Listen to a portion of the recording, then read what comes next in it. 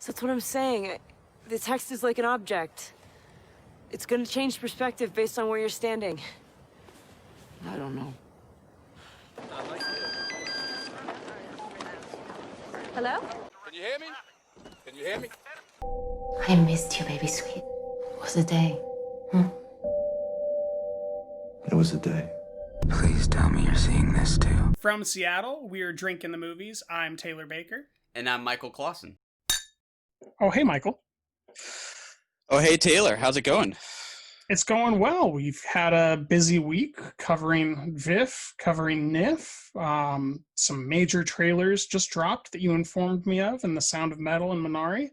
It's a busy week. It feels like the holiday season's here, and we're just in the first week of October, and I thought we ended August about 3 days ago. How about you? Yeah, especially with stuff in the news this week. It's been a long week. It feels like lots changed already since we last spoke. It sure has. The smoke is back as well. Yep. It's it's been an interesting time, and it feels like it's been a short time, even though it feels like it's been a laboriously long time. Absolutely. But we got some first impressions that I'm pretty stoked about, and then we're talking about some movies that might end up winning some Oscars this year. So it's not a bad weekend. Not bad at all. Good stuff to talk through.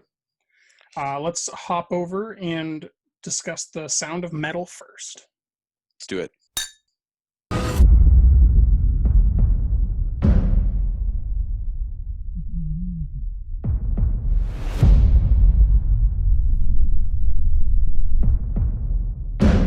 Your hearing is deteriorating rapidly.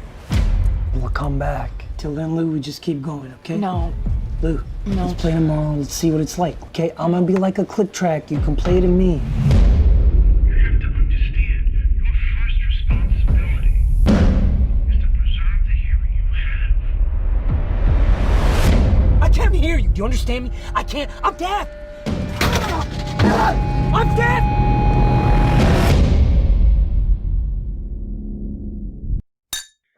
All right, Michael. Riz Ahmed has come a long way from Lying on the Pavement and Nightcrawler. What do you think?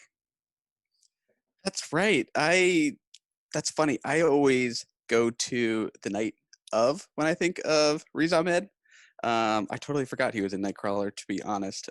Excited to see him in a lead role here. I think he looks like he's doing good work. It looks like an anxiety-inducing film, especially in the first half, probably, watching this guy's world kind of fall apart.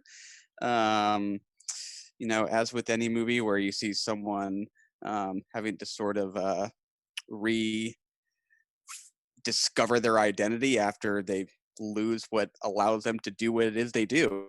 I think it looks good. Riz Ahmed, Olivia Cook, two interesting kind of younger up-and-comers. I think it looks good. What about you?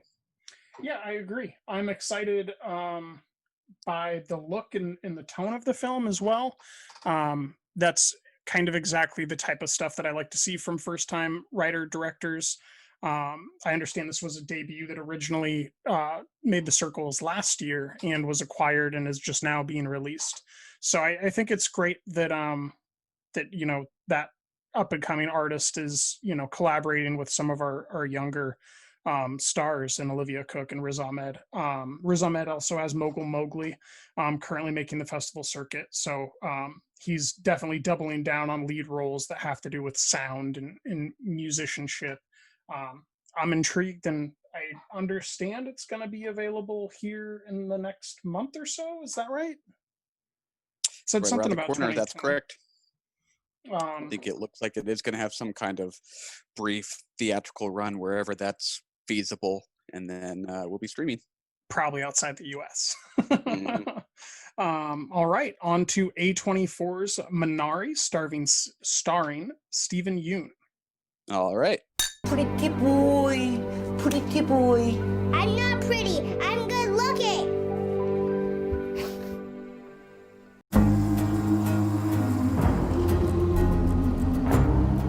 David, look. They're wheels.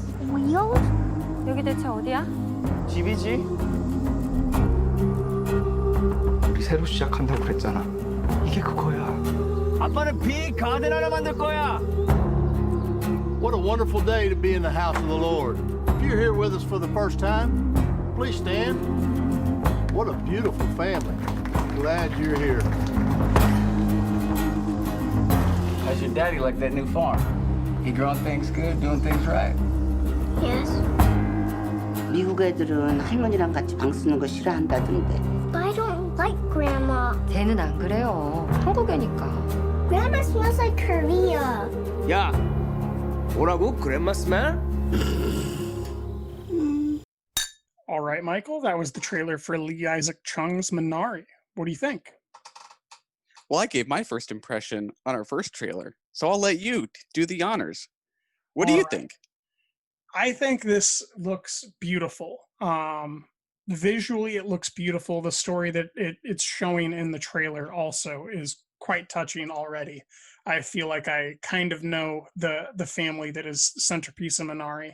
A little disappointed that the trailer shows what appears to be a major climactic event in a fire occurring on the property in a pretty established building in that trailer. But I really like the visual flourishes that I saw, how sunlight is just naturally kind of encapsulated within all the footage here, and the earthliness and the hope that the film centers on. How about you? Yeah, I can tell already that little boy will probably steal some hearts when this eventually comes out. I would agree. It looks like a very good-looking movie, quite handsomely shot. Just going off the trailer alone, it's easy to, I think, fear that it'll veer more towards sentimentality than complexity, but I think that's probably just the nature of a trailer for family dramas like this, is that you put the sentimental beats front and center, because that's what pulls the heartstrings. So just knowing the acclaim it has, I trust that that complexity will be there, and fingers crossed it is. But yeah, I am similarly excited.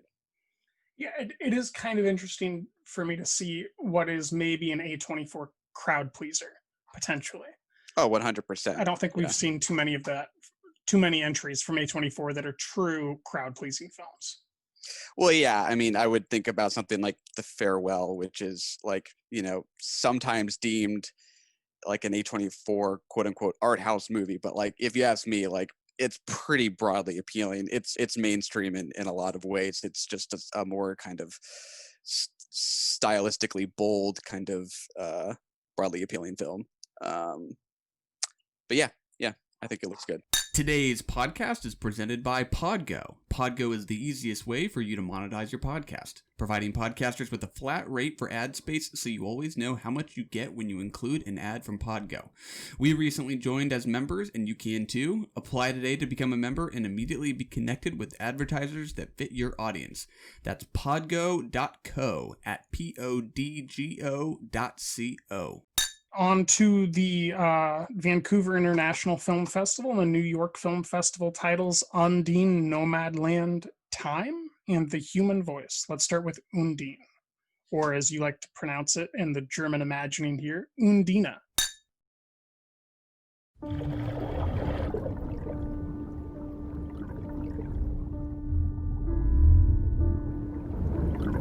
Undine.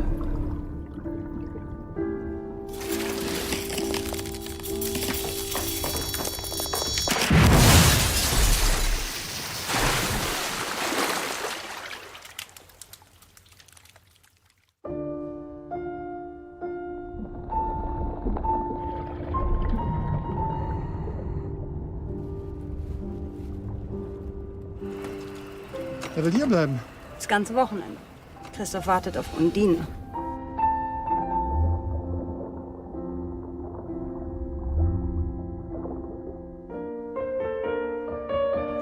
Undine?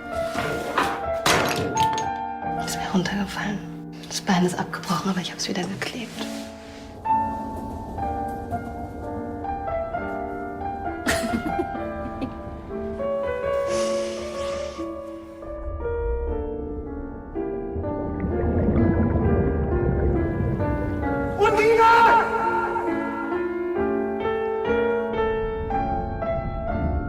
hast gesagt, dass du mich liebst.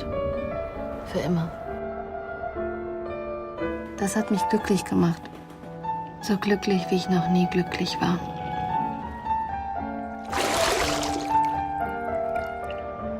Du kannst nicht gehen.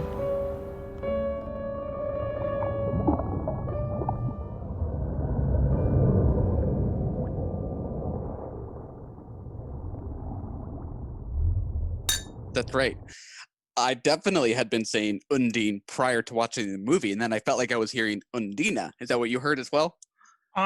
Well, yes. In the film, it's a German film. She's called Undine correctly in their parlance, but I believe that this is an Irish folktale, and so I've just always called it by the previous film that I'd seen with Colin Farrell, called Undine, and at some point in the 2000s. Got it. Understood. It's written and directed by Christian Petzold, starring Paula Beer and Franz Rogowski, who were both in Petzold's last film, Transit, from just last year. Should I kick it off with just the brief IMDb plot synopsis, and we'll go from there? Yeah, how many sentences do we have? Does it just say, "A water nymph is a murderer"? The end? That works too. This has a couple, more than usual for IMDb. It says, Undine, played by Paula Beer, works as a historian lecturing on Berlin's urban development. We already lost some people. But when the man she loves leaves her, the ancient myth catches up with her. Undine has to kill the man who betrays her and return to the water. This is true. This is true. It's an interesting film in that it starts with the most obscure idea possible, which is her having breakfast with the man who is scorning her, in which she promises to murder him if he is not at the table, and breaking up with the girl that he's currently with when she gets back.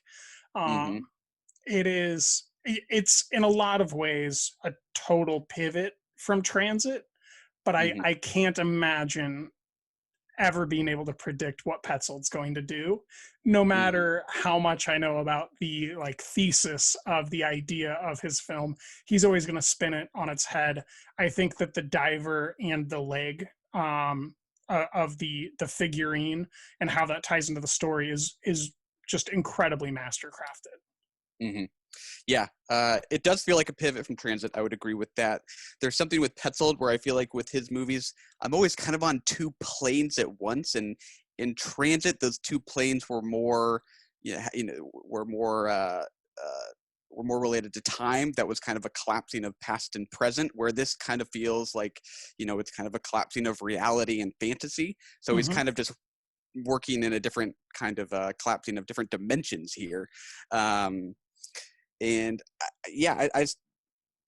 continue to think he's kind of working in a mode that's pretty singular and pretty unique in cinema today. I really like this film. I don't know that I can really articulately describe what the thesis of this movie is, just because of some of the detail. We get these long monologues where Paula Beer's Undine, as a historian, is walking us through the history of Berlin's urban development. Long monologues. And they're, so kind of ordinary and banal. And this is enmeshed with a story that is at large a fairy tale with that's obviously grounded in myth. I think it's just a really kind of beguiling mixture of realism and fantasy that's really unique to me. I agree. I think that at bottom, the way I view this film is it's about falling in love with something that can never, quote unquote, belong to you. Whether that is the cities that are, shown, or the quadrants of the city that are shown through Undine's presentations of Berlin, and all the different facades that have fallen and come back and been restored, and that they're not really true, but they represent something like that. And then seeing Franz Rogowski fall in love with her after that's already, not possible. She can be distracted, but the myth has to come to fruition. And a second love doesn't, you're not allowed to have a second love if you are indeed a water nymph, which is, we're not quite talking about facts, but that is the way that the tale goes. So you always know that it's kind of doomed from the start, but you can't help but smirk and fall in love with them as they fall in love together in front of that broken aquarium in the restaurant. Yeah. And I like Transic. I think it's romantic in just a really kind of distinct way. It feels like really kind of like this kind of classical romanticism in a way, but it's such a kind of a high concept project overall. That's just there's something about that that's really interesting to me. Did it lose you during these lectures on the history of urban development in Berlin? Did these strike you as interesting? Did it lose me? I mean, yeah, it was hard for me to keep up, but I was not disinterested. I was quite fascinated by the fluidity of the words and how distinctive and eloquent she was at explaining these ideas about how people view their dwellings and how people view their surroundings. So that wasn't hard for me. It was just hard for me to keep up as I was trying to understand exactly what she was saying, because I'm not familiar with the study of, the architecture of Berlin over that swath of time. Yeah. It's a funny movie to describe, just like that plot synopsis says, because you describe your first two characters as a lecturer on history. The other guy is an industrial diver who works primarily on dams. Oh, but by the way, she is a water nymph. So hopefully that pulls you back in. Well, he really, sets you up for this by showing you the giant catfish. Totally.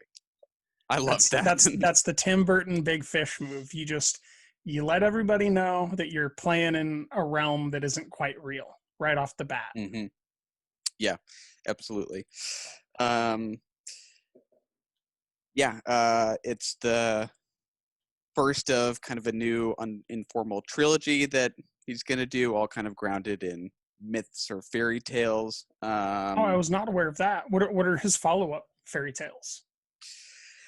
I don't know what specific fairy tale he's referencing, but it sounds like they might have sort of, they might each have kind of an elemental focus. The next one's about fire and about people touched by a forest fire in some way. Interesting. Okay. And do we know if Rogowski is returning? That I don't know. All right. We'll keep our fingers crossed that we get the same cast and crew as this one.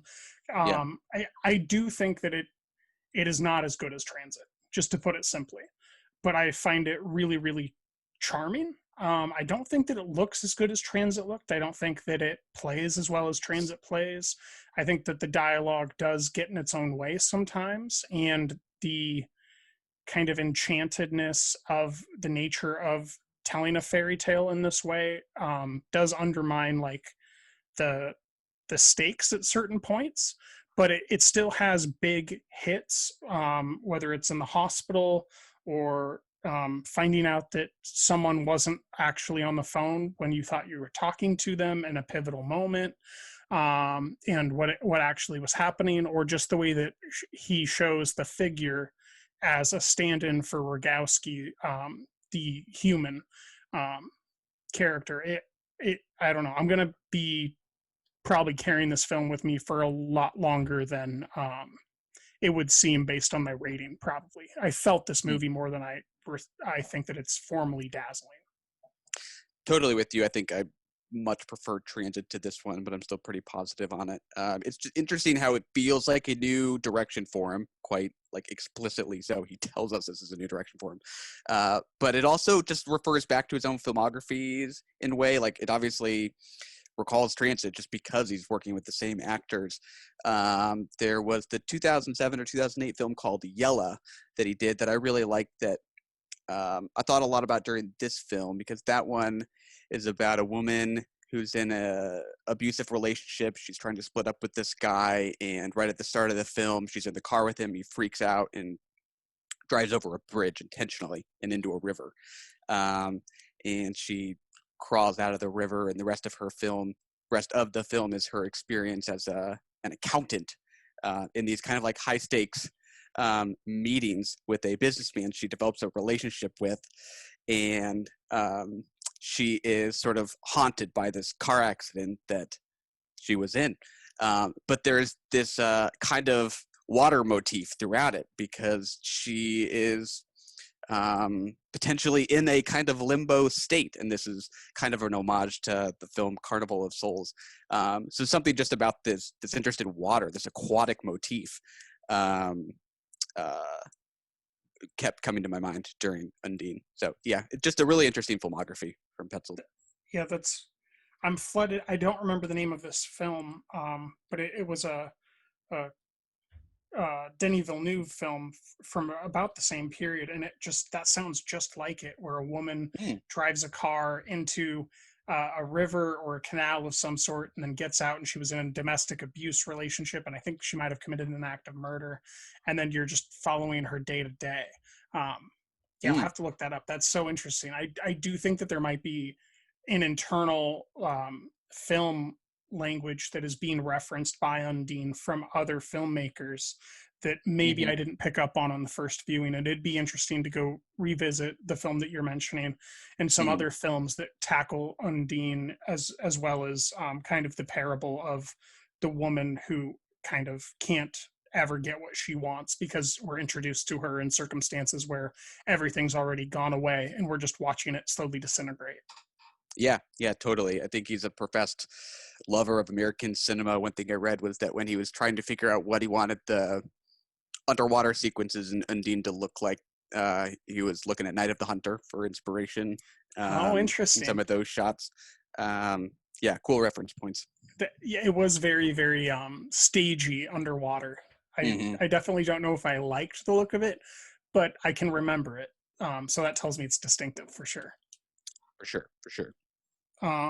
Favorite scene? Oh man, I kind of like the meet cute, I guess you could call it, when Franz Rogowski and Paula Beer first meet, and she seems to hear the miniature diver in the tank calling her name.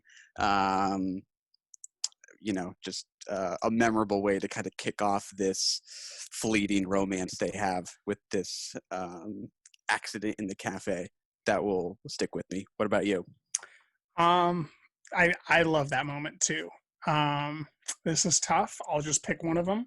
I will pick the moment after the wine is spilt, the famous moment, and he wrestles her into agreeing to share with him her presentation that she's been preparing. And she leads him out onto the balcony, and we get that nighttime-esque transit shot that we remember from his previous film. And it's just beautiful to look at two people that are so convincingly a couple in that moment look out over the large, beautiful city at night as it's lit up and dark, and be, just in love in that moment. It was very, very well shown in the film. Also a great scene. Let's get on to Chloe Zhao's Nomadland, starring Frances McDormand.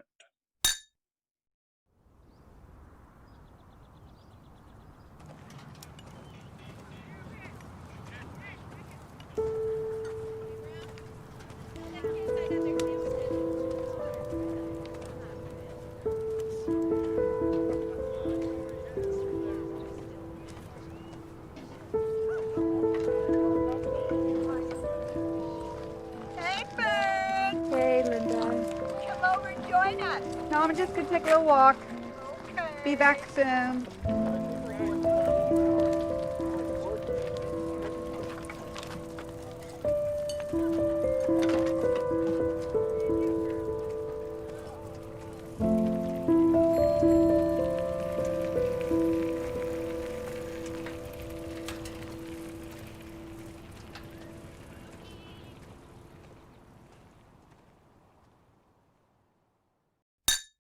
All right, Michael, you are the resident impresario over liking the film The Writer. I think you will also need to be the resident impresario over liking the film Nomadland, unfortunately.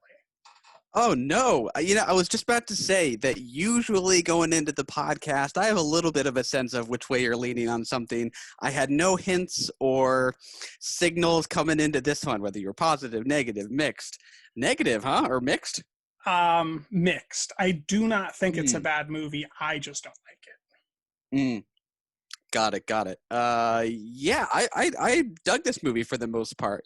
It's an adaptation of a novel by the same name, I believe. Not one that I have read. Like you said, it stars Frances McDormand as this widow who loses her job after at like a sheetrock plant after the company goes under, the whole town goes under. And the town of Empire. The town of Empire, and she takes to the road and she lives out of her van. She kind of travels between different short-term gigs and kind of lives among other nomads and also by herself out of her van. This is sort of just about her life on the road, her lonely travels. I liked the writer. This is similar in that it's a lot of non-professionals filling out a good number of the roles who I thought were really talented. Just a gorgeous movie. I think Chloe Zhao has a really great eye for these landscapes that are just gorgeous. I think it's a really kind of plaintive, pretty quiet movie that's a little bit more about this woman's just movement through space and her kind of emotional state, not a great deal of plot. What did not work for you here? I mean, most of the stuff you're talking about, I just don't feel the same way about. I don't think that anything is really bad. I might personally rephrase how I took the story as rather than watching her kind of be isolated. What I think I witnessed in the film was her growth from, being a wife, having a home and a town and a job, and becoming something different and finding a new community, and then choosing individuality and living alone over community, whether that be traveling with the friends that she's making from that Nomadland club, or actually settling down with the only other actor in the film who invites her to live with him. I just don't find much of it convincing or really that beautiful. This is just not a story that I ever found myself really swooning with or feeling personally drawn to. I think it might just be a sensibility thing with me and Zhao, because there's at no point where I ever think her movies are bad or she shouldn't be making movies or any of that stuff. It's just I never feel that personal thing where a movie feels like it was for me at any level. And this is just a film where I didn't find myself grabbing on or grappling with any of the content. It was just kind of it's not what I'm looking for when I watch an adaptation of a book. To pick up on the first point you made, you're totally right. The film emphasizes that this is a choice she makes to live on the road, to be independent. She clearly values her independence and her self-sufficiency. And her dad's plates. Yeah. To me, I guess I read so much of what we see her looking like in these lonely scenes is that she chooses this life knowing that loneliness is a part of that. Like I don't think she is. I cannot help but look at her and not see some loneliness in this woman, even though she is actively choosing this lifestyle. She just knows that that is a part of it, and that she is kind of compartmentalizing the part of her life that was about togetherness with her husband, and this is a way of starting new. So I think we're on the same page there. I don't know. I think the craft is really strong. especially with how the camera is so often on the move, with so many tracking shots as she's walking around wherever she is, whether it's a warehouse or these kind of big wide open highway side campgrounds, that just really captures that sense of drift and meandering and wandering and roaming that defines her life. I think there's a good kind of harmony of form and content there, and yeah, I am surprised to hear the word unconvincing. I mean, I thought so many of the supporting players here were just so real and human. I feel like you just see so much lived experience in these people's faces. Anybody in particular, or was it something more broad that you just didn't buy? I think that probably having Frances McDormand be an actress that I've spent over 50 hours with, and then have to suspend my disbelief to view her as if she is not who she is, surrounded by real people, is just not something that I was ever going to be able to really do. It's easier to do that stuff when you like a project. The fact that I never liked the project and don't really care about much of anything that occurs, just kind of cements the fact that I was watching someone who I know from film since I was little playing this role. And I don't have any problem with it. It's just I never felt like it was doing any of the stuff that it was purported to do, and sometimes this happens when you just hear so much positive press. This movie is actually suffering from the amount of positivity that is being published about it currently. It's being suffocated from all the positive stuff. And I don't think that anybody could look at it and call it bad. I think the handheld cinematography by Zhao is really interesting. I think that the minor moment where she shows the Avengers being the film showing at the theater in the middle of America was a funny aside, knowing that she is making the new Avengers-esque film for Marvel right now. But all that stuff, I mean, all this film together, to me, I see it as a film of parts rather than a film that comes together. And that's, I think it's just sensibility wise. And I think that a lot of people will like it, just like the writer. Just the fact that I'm not on board shouldn't deter anyone from watching.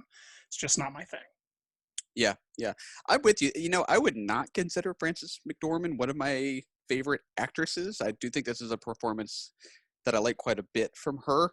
I actually did not respond super well to the male character who she may or may not have a little bit of a romantic interest in. David Strathairn, I think is his name. I'm not sure if I'm pronouncing his last name right. I don't know his name, but I know exactly who you're talking about. The only other actor. Yeah, which he does feel a little more actorly to me. I don't know that he has the same kind of soulfulness that I think a lot of the non-professionals do.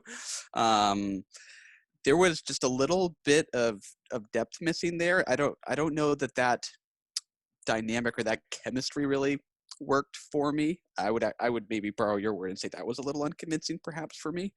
I would have rather that maybe have been another unprofessional. I mean, there's something about having all these unprofessionals and then making this maybe possible romantic interest be between the two stars. I don't know that I love that. So yeah, that was maybe one issue for me. Do you think it deserves all of the vast acclaim it's getting as, potential Oscar winner for Best Picture, Best Actress, Best Adapted Screenplay? What do you think? Maybe Best Director? I think it makes a lot of sense given the kind of movie it is. I think it is a pretty accessible movie. I don't know that I would go out of my way to say it's undeserved, as I think you're maybe suggesting. Well, I think it deserves consideration. I don't think it deserves the same. I've essentially been reading for the last 3 weeks how it's a shoo-in for all these awards. not nominations, but to win them.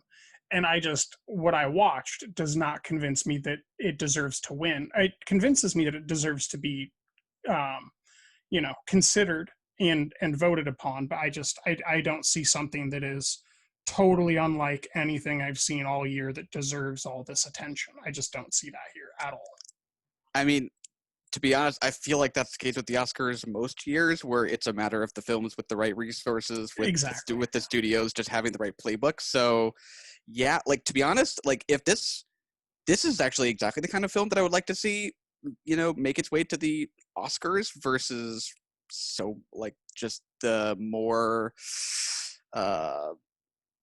boring prestige stuff that I think has no feeling to it. I think this does have a lot of feeling and is a really distinct kind of look at the American heartland that, is just filling in the gaps with other directors who are interested in America and are specifically American filmmakers. Yeah, I mean, whether it'll be my favorite movie of the year, I don't know, but I'm actually pretty pleased that if this is the one that's headed to the Oscars, I'm okay with that. On that, we can disagree. So you said you don't know if it's going to be your favorite film of the year. Does that mean it is currently your favorite film of the year? No, that was not what I meant to okay. suggest. Where does this place on the year for you?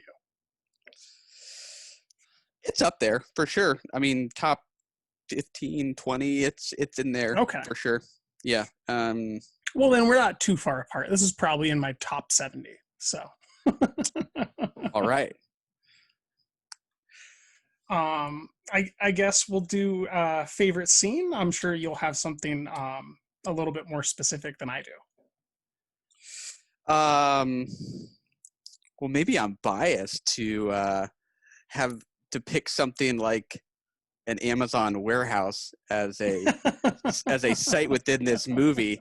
I don't know that that's really my favorite scene, but I'll just go with that for the sake of having an example of the kind of lifestyle that is so common for thousands and thousands and thousands of Americans today. And I've never seen it. I've never seen it on screen before. I haven't either.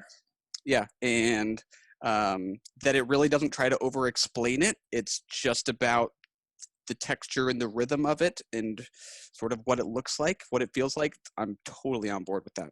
It doesn't feel didactic in any way. What about you? I will go with a very brief scene. It is a pair of fingers plucking up an empty shell from the water, looking at it and returning it to the water. And I really liked everything about that scene, how it had been led up to and foreshadowed, that moment and what that eggshell means and what's going on overhead previously in the film. And I thought that Zhao's handheld cinematography on that really, really close up of the water in that moment was just, that's the little human thing that I hear other people talk about in her cinematography that I saw there and was just arrested by. Yeah. Love it. On to Garrett Bradley's Time.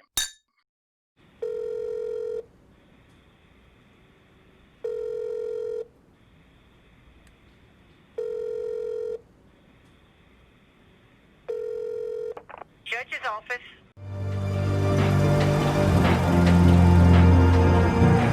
Success is the best revenge. Success is the best revenge. You're going to show them that they can't treat human life this way. Success is the best revenge. Just hang in there, because when you get them home, they're going to pay, they're going to pay, they're going to pay. I knew that if it was going to be, it was going to be totally up to me. All right, Michael, we're talking about an 80-minute documentary here about a family that, I don't even know how you would do a synopsis for this one, about a family attempting to carry on without moving on. What do you think about Time? Yeah. Well, we did Minari for First Impressions. I feel like that was one of the most acclaimed titles out of Sundance this year. I think this is up there as well with one of the most acclaimed titles coming out of that festival. I don't know that it necessarily reached my sky-high expectations for it, but I'm very positive on this doc. I think it's really good. And yeah, just to kind of build on what you said about what it's about, it is made up of footage shot by Garrett Bradley as well as home videos from a woman named Fox Rich, if I remember correctly. I believe so. I think their full name is Richland, but they go by just Rich. Yeah, I think that sounds right to me.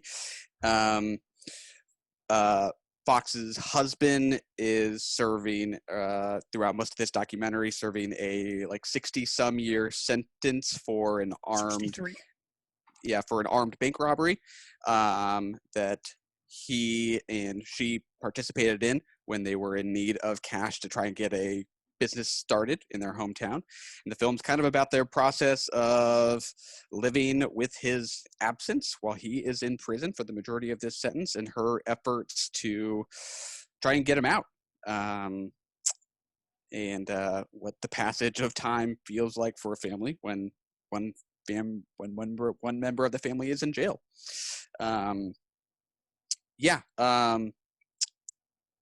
I'm positive on it. We'll start there. What about you? I am negative, as you know. I don't think that I got to know this family and what they were going through. I also don't think I got to know what the legal procedures were and how those unfolded. I think that it tries to do both, and it does neither. And I don't really feel like it deserves almost any of the acclaim it's getting. I like the editing at some level. There is an interesting pacing to it, but I think that also sacrifices all of the narrative logistics and getting to know the family or the story. Yeah, I'm kind of surprised. You don't think you got a good sense of Fox's personality through this? I think I do, but it's not about Fox. It's about the family, or it's about getting her husband back so that the family's restored. To me, it's not just about her. And the fact that it essentially just shows me things she did rather than shows me more of the experience that the family had, or what the uphill battles details were to get her husband and their father out. I think it really, to me, suffers from that, because all that empathy of that gets transferred to the viewer when you understand really the details of what's going on is absent and glossed over very, very fast. Yeah, I don't know. For me, it wasn't necessarily about the detail of procedure and logistics in the efforts to get him out. It's about the experience of the passage of time when someone is not present, and how kind of elastic time is because in those kinds of situations. And it's really kind of simple in its form. It's shot in black and white. And it's just footage of them as they live out their lives in these home videos. But I think there is something really kind of pure about the form it's in, with stuff as simple as just some B-roll of clouds is kind of the interstitial moments, which are sort of deceptively simple in a way, because is that not the perfect image for when you look at a cloud and you're not quite sure if that cloud is moving or not, and the sense of time passing when you're watching clouds that you can hardly discern if time is passing or not as you watch them. Just really simple but powerful filmmaking, I think, especially with some of the zooms and canted angles that I think lend shots a lot of gravity. I think it's a really well crafted doc. And yeah, it's not an essay doc. I think that should be clear. It's not about stats or statistics or procedure. It's, to me, it's more about the experience of time passing, which does not seem like how you perceived it. I really like the movie when you tell me about it. I would have preferred that. When I watched it, I mean, so there's factual claims in the film that we don't get to see anything about, which are things like Fox taking a plea deal for 2 years, and and then him not ending up with that opportunity, and you don't know why.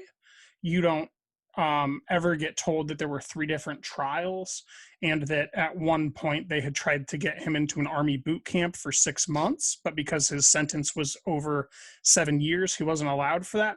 All that stuff to make sense of this film and what actually happened to this family, you have to go out and research for yourself.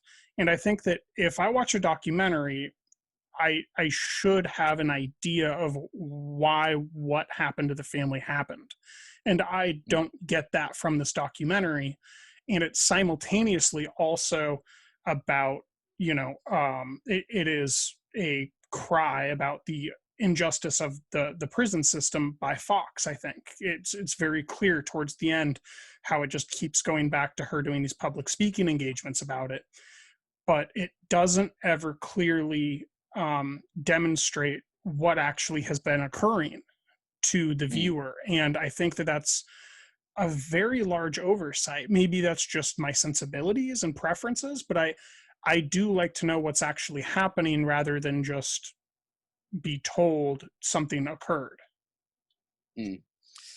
Yeah, I don't know that I just didn't need that many specifics, to be honest, to understand that he's in jail or could be in jail for 60 years, and how impossibly long that is when you conceive of that as multiple children's lifetimes.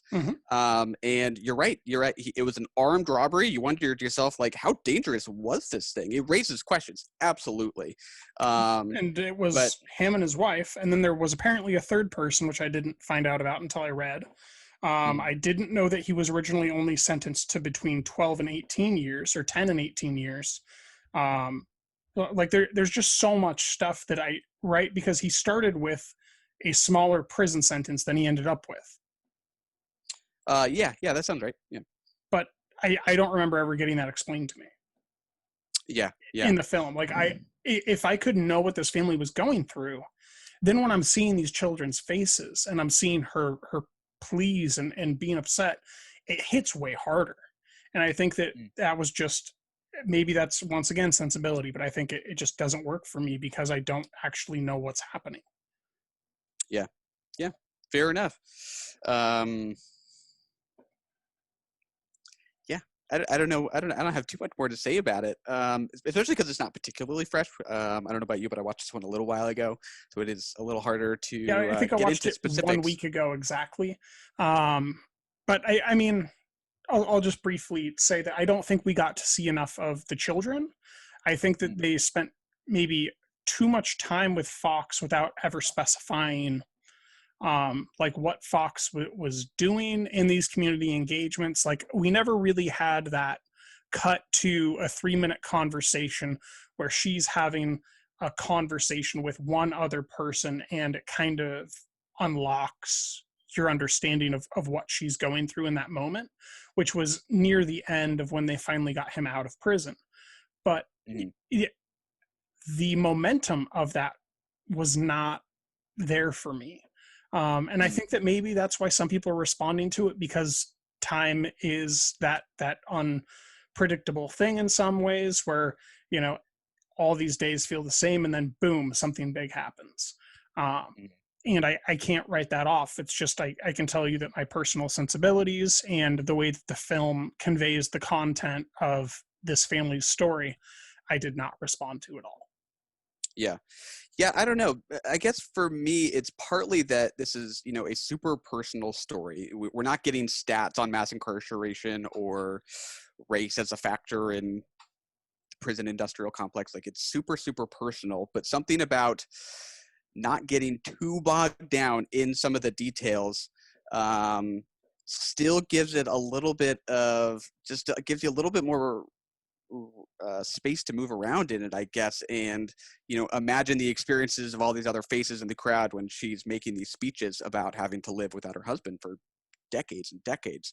To me, I think there's just, I guess it's kind of a nice, I kind of feel like I know just enough. But that is where we differ, of course. Yeah. Well, I'm glad you feel like you got to know enough, because I don't feel like I even know each of the kids. Like I definitely know the one kid who has his debate team segment in there, but I really don't feel like I got to know all, what was it, 5 kids? Yeah, I think that's right. I can't like remember each of their distinctive faces. I know mom, I know dad, I know the kid from the debate team, and I think I remember like one other face, but I don't know. When I watch a documentary that is supposed to be about empathy and the experience of a family, one of the measurements I have is like taking, them with me and feeling that whole family. And I just, that's a blind spot again for me. That, I'm just not the target audience for this one, I suppose. Fair enough. It's not terrible by any means. It's just not my thing. I'll probably give it 2.5. Fair enough. All right. On to The Human Voice.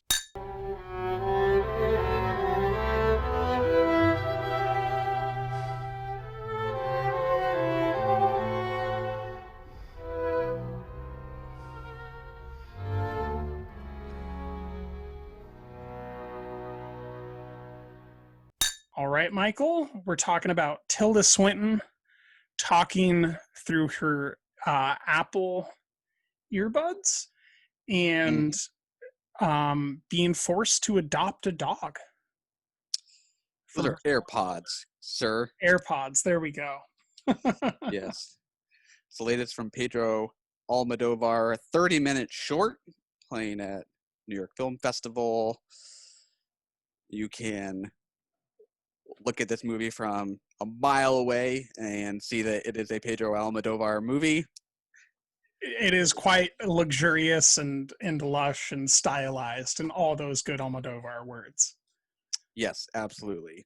Lavish sets and bright, bold colors, ultra-modern set decoration, which is all kind of just a feast for the eyes. I mean, all that just works for me. I actually think it's like one of the better looking things he's done, if you ask me. I think visually this is a pretty satisfying movie for me. Just the sheer extravagance of this set is pretty fun. I entirely agree. I would also point out that the extravagance is not limited to the set, but in fact incorporates also into Tilda's wardrobe, which is quite formidable in those first like 4 minutes of the film, in which we see her in a couple different outfits. I was struck by not knowing if I still don't know exactly what was going on in that warehouse.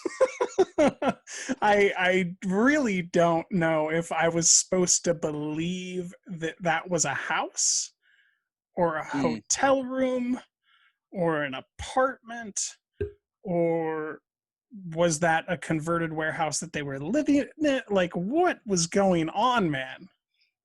Yeah, it reminded me a little bit of the last shot in Pain and Glory, where the camera is pulling back and we see that we're on a set.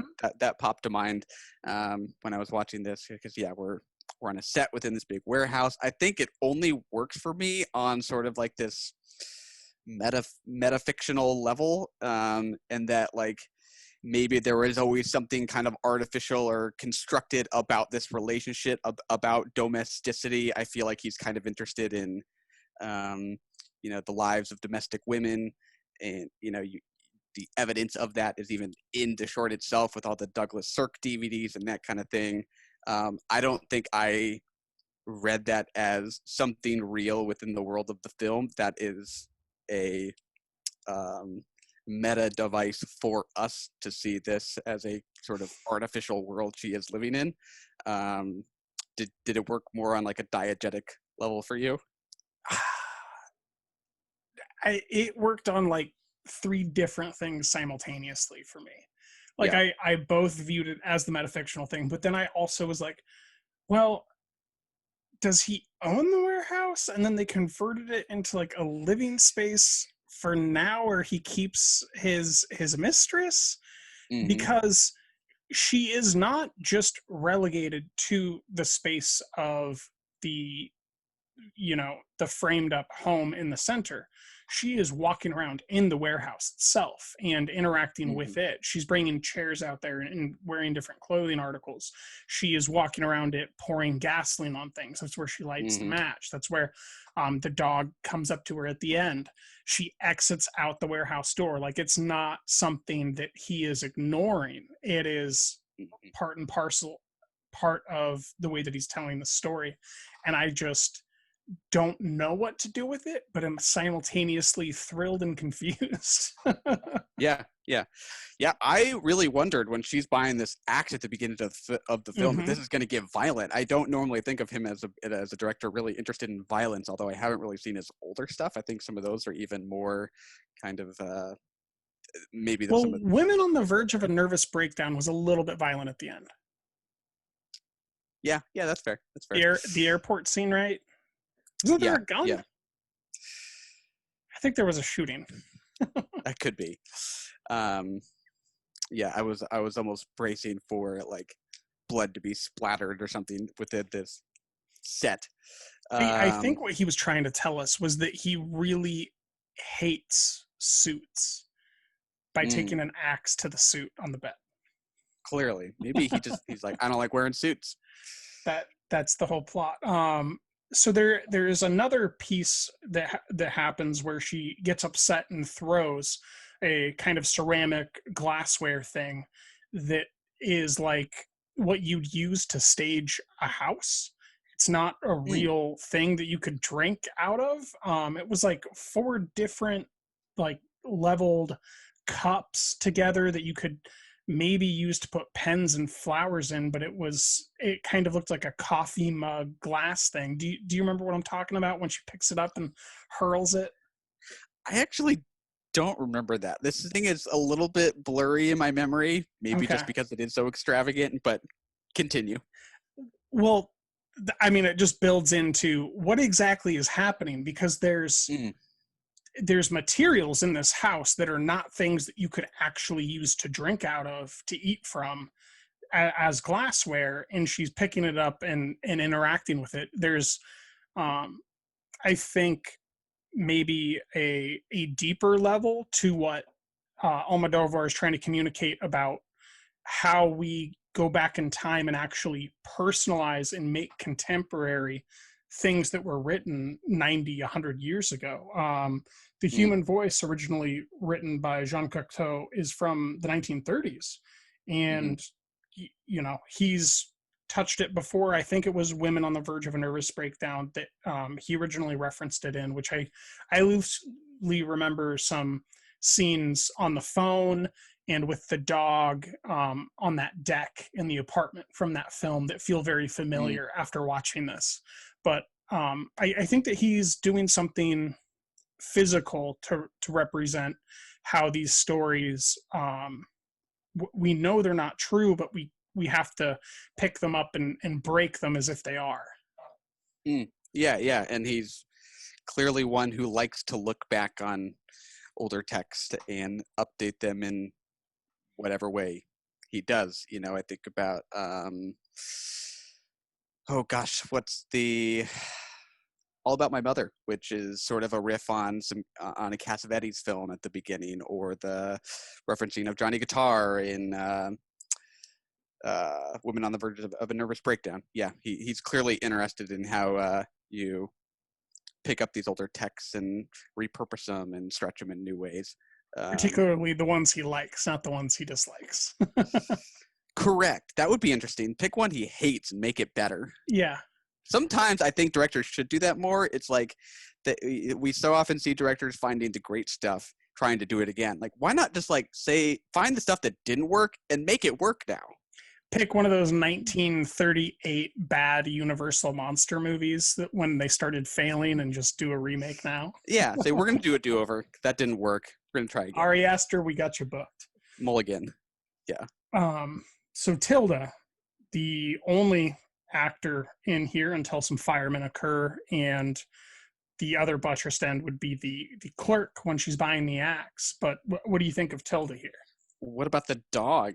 I think the dog was good. I do too. I was going to save the dog for last since he's the best, but we could talk about the dog right now. Yeah. He's the best. Dog is Adorable. good. Yeah. When Strong everything's on supporting player. fire, I was very alarmed, and I was kind of, talking loudly, "Where's the dog?"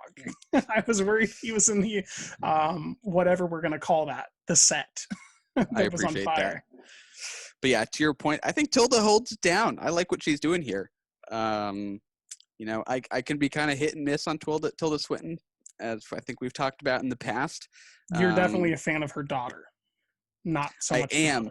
Maybe that supporting role in The Souvenir is a turning point in how I connect with Tilda Swinton, how I respond to what she does. I think she delivers.